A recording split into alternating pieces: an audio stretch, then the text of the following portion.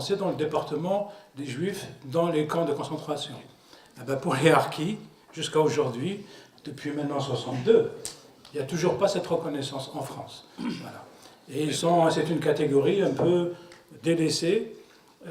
Aujourd'hui, Dieu merci, on est tous retrouvés dans cette communauté en France, puisque pour la plupart on est tous français. Donc je pense qu'il faut être solidaire aussi avec le vécu de ces enfants et de ces petits-enfants qui ont grandi ici en France, dans des conditions qui ne sont pas acceptables. Voilà. Donc je voulais faire cette parenthèse avant d'aborder le débat. Tu voulais peut-être dire un mot, quelque chose sur Harki? Non, je voulais dire que le quinquennat n'est pas encore terminé. Il y en a qui ont de l'espoir. Hein. Pourtant, il est très aguerri, Sadr Salem.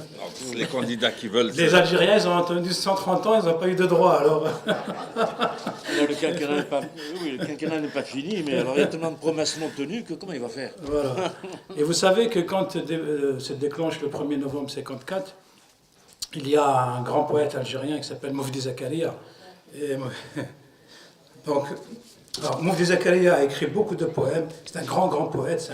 C'est quelqu'un qui est du Mzab et qui est très lettré. Hein. Et en général, les gens du Mzab sont très conservateurs et apprennent très bien l'arabe, etc. Donc c'était quelqu'un qui était un grand poète et qui voyait, lui, tout le Maghreb. Il a écrit pour l'armée tunisienne, pour l'armée marocaine, des chants aussi patriotiques. Il a écrit Qassamen, et il a écrit quand il était en prison. Donc c'était en 1955, un an après le déclenchement donc, du 1er novembre. Et dans le chant Qassamen, il y a une strophe, c'est la troisième, quand on dit Ya Faransa, ô France, le temps des palabres est révolu. Etc. Nous l'avons fermé comme on ferme un livre. C'est-à-dire que ça veut dire que dans le chant patriotique algérien, il est fait référence à toutes les années d'espoir et d'attente. Voilà, et donc là, Zakaria, dans son chant révolutionnaire, dit le temps des palabres c'est terminé, maintenant donc c'est le combat, etc. Voilà. Donc pour vous dire qu'aujourd'hui, il faut qu'on soit tous mobilisés pour essayer de faire changer les mentalités et qu'on puisse se retrouver dans un avenir prospère et donc et de reconnaissance mutuelle, réciproque, le respect et l'estime des uns et des autres. Voilà. Donc si vous avez des questions, c'est le moment de les poser. Il y a un micro qui doit certainement tourner. Et voilà, donc la parole est à vous et nous sommes en direct avec Radio Gazelle.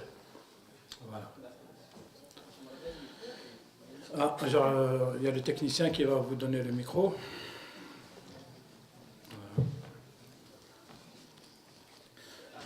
Voilà. On a encore 1 heure devant nous pour le débat, pour les questions. Merci. Mesdames, Messieurs, bonjour. Je voudrais tout d'abord rendre hommage à tous les membres de l'association La Plume et le Savoir, ainsi que toute l'équipe de Radio Gazelle, d'avoir pris l'initiative d'organiser la commémoration du 59e anniversaire du déclenchement du 1er novembre 1954 à Marseille, dans le cadre d'une conférence débat. Et ce, avec le concours de la famille révolutionnaire Abna Shuhada au Bab al-Mujahidin. Je voudrais exprimer ma cordiale bienvenue à l'ensemble des intervenants ici présents. En nous honorant de leur présence pour cette riche rencontre. Je pense que le moment est venu pour dépasser ce ressassement des mémoires meurtries et instaurer ensemble un climat de sérénité et d'apaisement en dépassant les haines, les rancunes, les rancœurs et les incompréhensions.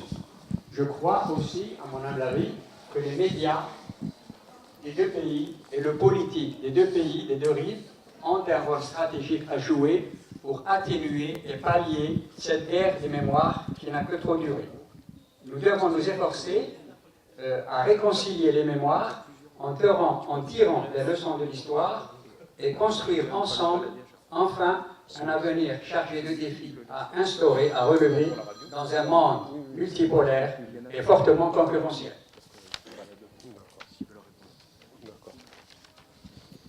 Au-delà de la culture méditerranéenne et la langue française qui nous rapproche, de la proximité géographique, de la passion de l'histoire, des doubles liens de racines en rapport à la terre, que ce soit pour les Algériens nés et vivant en France, ou des Français nés ayant vécu ou vivant eux aussi en Algérie, comme ça a été le cas de M. Pasquetto, qui a des liens, des attaches très très solides avec son pays d'origine, l'Algérie.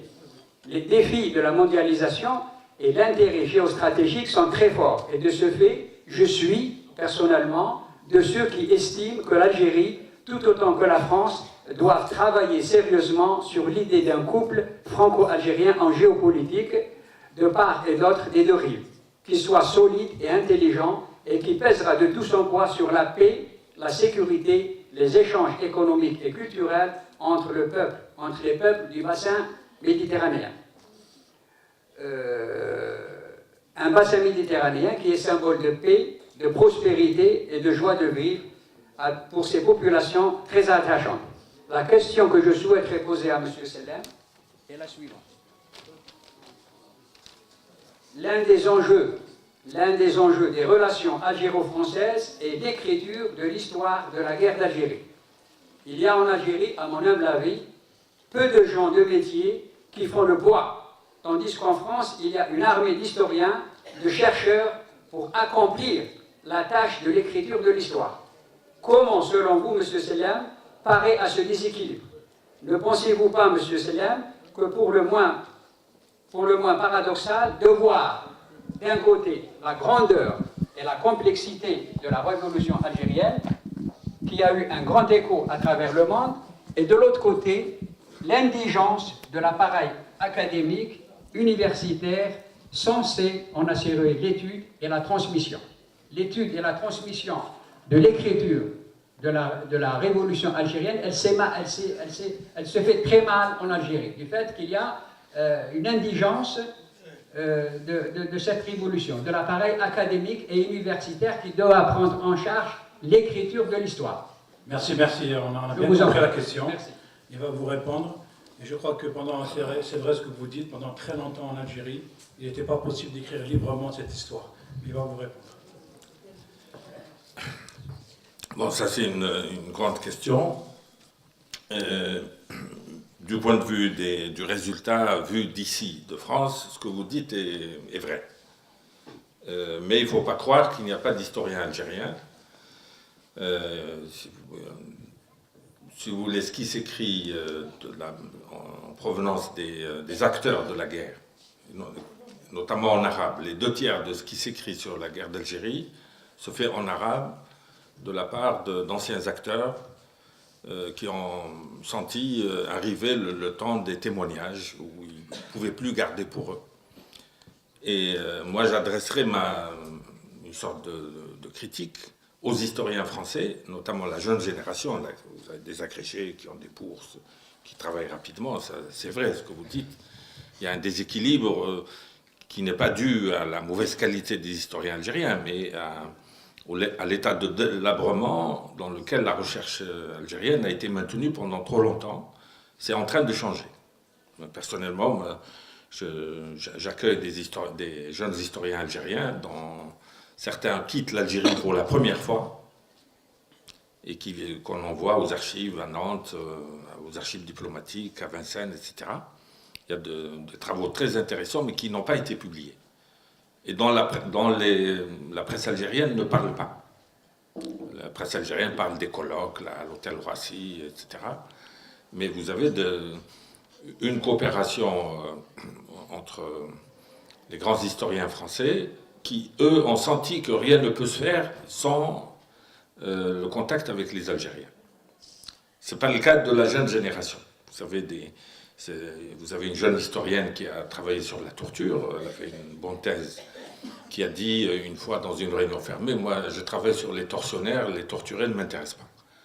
Alors, avec une mentalité comme ça, il n'y a pas de recherche solidaire. Elle est en train de changer depuis qu'elle a été invitée 2 ou 3 fois en Algérie. Mais le déséquilibre dont vous parlez a pour cause principale le manque d'intérêt pour l'université algérienne de manière générale. La recherche a été mais depuis pratiquement la loi du 23 février 2005, qui a vanté les mérites de la colonisation, ça a choqué les députés français ont oublié que le président de la République algérienne actuelle est un ancien de l'ALN. C'est lui qui s'est occupé personnellement de cette affaire. Et il a réussi à faire réviser les articles les plus choquants de cette loi. Et à partir de cet épisode, la recherche est mieux encouragée qu'avant. Peut-être pas assez pour être du niveau d'un État millénaire comme la France, qui a des institutions académiques et de recherche et qui a la sauvegarde de des institutions chargées de la sauvegarde des archives. Mais je pense que l'avenir, c'est pour la recherche solidaire, c'est-à-dire des Français, des Français qui devraient, à mon avis, étudier l'arabe. On ne peut plus étudier l'histoire de l'Algérie sans bien connaître l'arabe. Parce qu'il faut le système universitaire algérien est arabisé, ça c'est l'un des acquis de la politique de Boumedienne. Vous avez beaucoup de thèses qui se soutiennent en arabe. Vous avez beaucoup d'anciens de l'ALN qui ne maîtrisent que l'arabe. Parce qu'ils ont été soit à la Zitouna, soit à l'Institut Boumedis, soit à la Qarawiyyin, soit à l'Azhar. Ce que les historiens français ont oublié, c'est l'apport de communautés algériennes installées en Orient.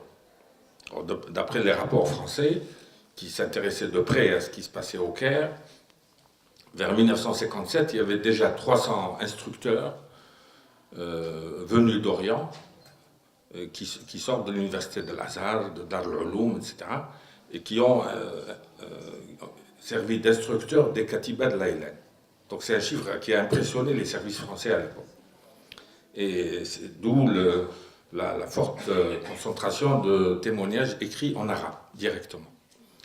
Et donc, à mon avis, ce déséquilibre qui reste assez préoccupant peut disparaître progressivement grâce, à mon avis, à l'apport des jeunes issus de l'immigration ou de la communauté musulmane en France, qui ont un intérêt très marqué pour cette histoire. Et à mon avis, le concours des uns et des autres permet de dépasser tous les problèmes désagréables qui sont dus à l'irrationnel. On fait reculer l'irrationnel par le progrès de la connaissance.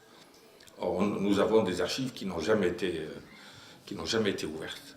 Quand on les ouvre, on trouve quand c'est des livres qui n'ont jamais, les pages n'ont pas été coupées. Maintenant, pour ce qui est de la réconciliation dont il a été question là, dans le film tout à l'heure, ici à Marseille, moi j'ai contribué, sans le savoir, très modestement à une scène de réconciliation vraiment spectaculaire dans le Ouarsenis, au moment quand Sarkozy a été en Algérie, je crois que c'était en décembre 2007.